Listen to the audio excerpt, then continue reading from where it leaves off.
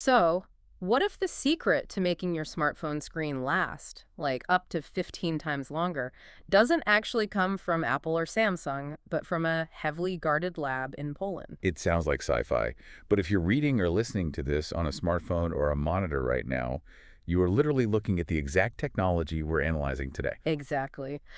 I'm your host, and welcome to today's deep dive. We are unpacking a June 3, 2026 financial update by East Value Research, and we're looking at Noctiluca SA, which is this Polish deep tech company trying to totally rewrite the rules of OLED manufacturing. And as the resident expert here, I can say our mission today is to figure out this high-stakes leap they're making.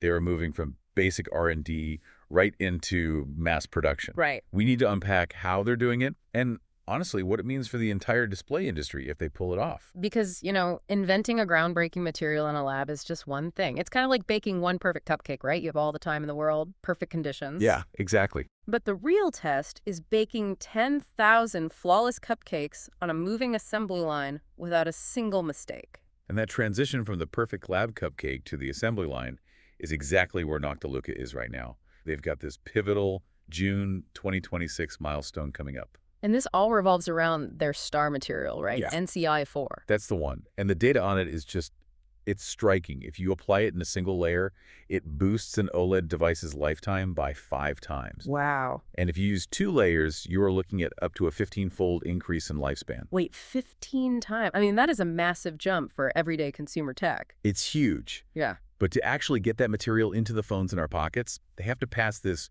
grueling 30-point checklist for a major Chinese smartphone giant. Which is where that mass production testing comes in. Right. And the sources say they've already met 90% of the requirements. They even hit a base material purity of 99.9%. Okay, but hold on. The report also mentioned they scaled their production volume 30 times over in a single quarter. Yeah, 30x in 3 months. That sounds dangerously fast. How does a company maintain a staggering 99.9% purity rate without the wheels just totally falling off?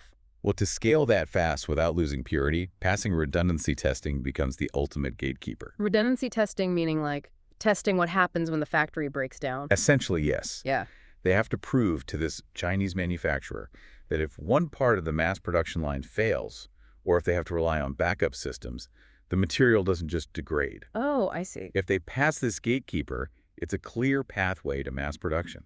Analysts are projecting their revenue could just explode to 26.34 million Polish zloty by 2028. But if they fail?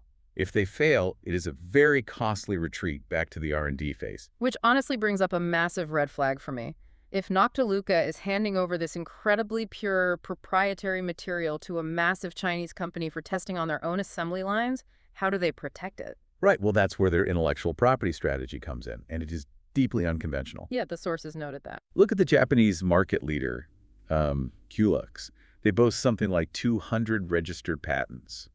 Noctiluca, on the other hand, only has 13 patent applications. That is wild. It feels like Coca-Cola just relying on a locked vault and trade secrets rather than patenting the recipe and showing the world exactly how to make it. That's the exact logic they're using. By delaying those patent filings, they save money, sure, but mainly they keep their R&D completely secret from competitors. Oh, so nobody can reverse engineer it from the patent filing. Exactly. Instead of hoarding patents, they rely on joint development projects with the manufacturers to generate shared value.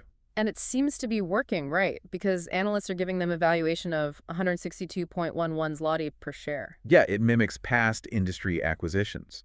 The ultimate value of these materials is dictated entirely by how indispensable they become to OLED panel manufacturers. Make yourself the one ingredient they literally can't live without. So, for you listening, the screens you stare at every single day are on the verge of lasting significantly longer, all because of these behind-the-scenes material science battles. It really is fascinating. And Noctiluca's CEO wants to go even further. He wants to build a European OLED hub. Which leaves us with a pretty provocative question. If a European deep tech firm successfully embeds its secret materials into the core of Asian manufacturing monopolies, how might that fundamentally reshape the global balance of power in consumer electronics? Definitely something to think about the next time you tap your phone screen.